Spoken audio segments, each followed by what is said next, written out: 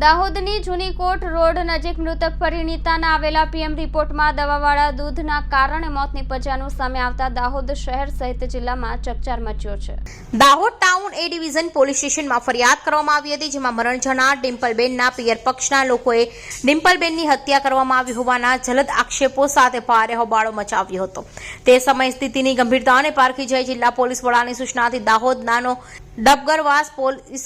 છાવણીમાં ફેરવાઈ ગયો હતો અને મેહુલ કુમાર પરમારના ઘર આગળ પણ ચાંપતો પોલીસ બંદોબસ્ત ગોઠવી દેવામાં આવ્યો। તે વખતે ટાઉન એ ડિવિઝન પોલીસ પ્રાથમિક તબક્કે આકસ્મિક મોતના ગુનાનું કાગળિયા કરી મૃતક ડિમ્પલબેનની લાશને ઝાયડસ હોસ્પિટલ ખાતે પોસ્ટમોર્ટમ માટે મોકલી આપી હતી અને ગઈકાલે તેઓને પીએમ રિપોર્ટ આવતા અને પીએમ રિપોર્ટમાં ડિમ્પલબેનનું મોત દવાવાળું દૂધ પીવાને કારણે થયાનું બહાર આવતા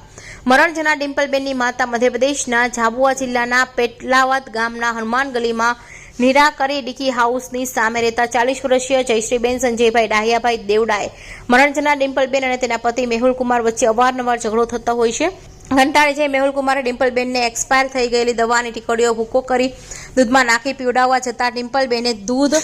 ના